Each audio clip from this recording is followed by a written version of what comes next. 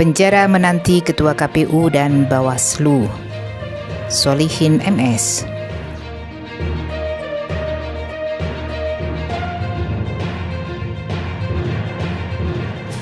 Jika Ketua KPU dan Bawaslu masih merasa aman dengan upaya kecurangan seperti pemilu 2019, mereka salah besar.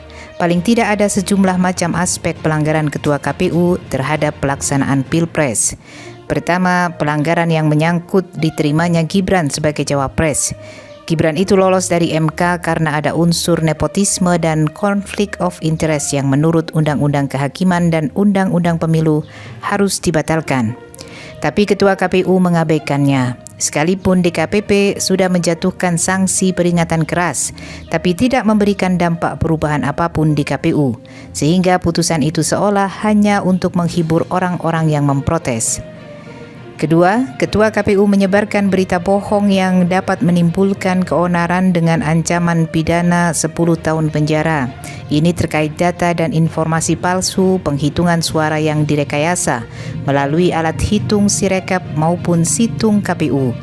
Kebohongan Ketua KPU dipastikan akan menimbulkan keonaran di masyarakat yang menuntut ditegakkannya keadilan.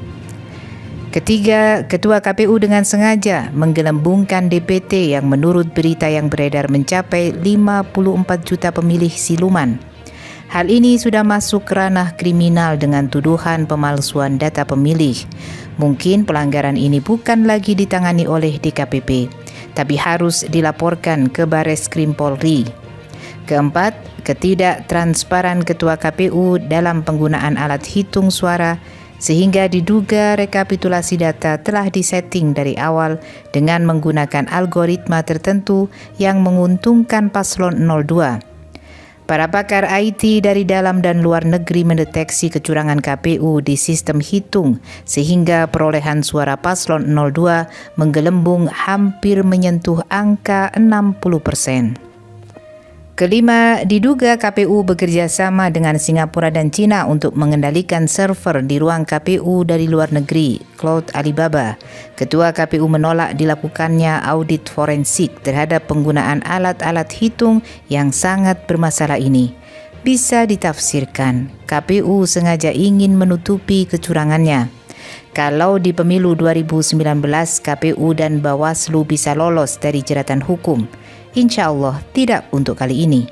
Di pemilu 2019, kenapa mereka bisa lolos dari jeratan hukum? Apakah keadaan Pilpres tahun 2024 sama dengan tahun 2019? Jelas jauh berbeda. Ketika itu pengaruh Jokowi masih sangat kuat dan masyarakat masih lebih percaya Jokowi. Sehingga ketika semua perangkat Jokowi dikerahkan untuk mendukung Jokowi, masyarakat relatif tidak ada yang protes. Kini, pengaruh Jokowi di masyarakat sudah sangat lemah. Para pendukung setianya sebagian besar sudah hengkang, seperti Gunawan Muhammad, Iwan Fals, Ahok, Sleng, termasuk para buzzer rupiah. Pada 2019, Prabowo Sandi sebagai Capres-Cawapres lawan tidak memiliki bukti-bukti kecurangan dari lapangan berupa form C1.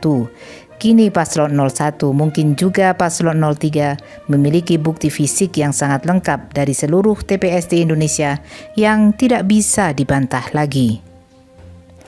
Di masa itu, para surveyor istana sangat merajalela yang tidak punya pembanding surveyor lain sehingga hasil quick count dianggap tidak sahih. Lalu penghitungan di KPU dicocok-cocokkan. Kini lembaga survei independen mampu mengimbangi lembaga survei bayaran. Masyarakat sama sekali tidak percaya lembaga survei istana yang syarat rekayasa. Pada pemilu lalu, masyarakat kampus khususnya para rektor dan guru besar berada di belakang Jokowi. Kini mereka sudah berseberangan dengan Jokowi, bahkan hampir seluruh kampus di Indonesia menentang politik dinasti Jokowi. Tahun 2019, pendukung paslon 01 dan 02 di lapangan berimbang, sehingga kekuatan mereka sama. Tapi setelah Prabowo gabung rezim, maka praktis perlawanan terhadap kecurangan berakhir. Kini pendukung paslon 01 sangat solid karena capresnya tidak mau mengakui kemenangan hasil kecurangan dan bakal terus menuntut sampai ditegakkan kebenaran kejujuran. Pada pemilu lalu, PDIP sebagai partai terbesar menjadi bagian dan pembela Jokowi. Tapi kini, PDIP berseberangan dengan Jokowi yang menjadikan serangan terhadap Jokowi bahkan jumlah kursi oposisi lebih besar daripada yang mendukung Jokowi. Pada 2019, kekuatan umat Islam belum bersatu. Memang Prabowo didukung Ijtima Ulama, tetapi suara Muhammadiyah terbelah dan tidak ada dukungan dari kalangan Nahdliyin. Saat ini baik Muhammadiyah, Nahdliyin maupun Ijtima Ulama sudah mendukung paslon 01. Apa dampaknya? Datangnya pertolongan Allah. Faktor lain adalah sosok Anies Baswedan, calon pemimpin yang sangat memenuhi syarat menjadi pemimpin yang diridhoi Allah. Beda dengan Prabowo yang keislamannya masih dilakukan. Apakah Anies terus dizalimi rezim Jokowi dan pendukungnya? Dan 2024 adalah tahun perubahan. Ini sudah kehendak sejarah, sunatullah. Sekalipun makar Jokowi yang di-backup para oligarki Taipan tidak akan mampu berhadapan dengan makar Allah.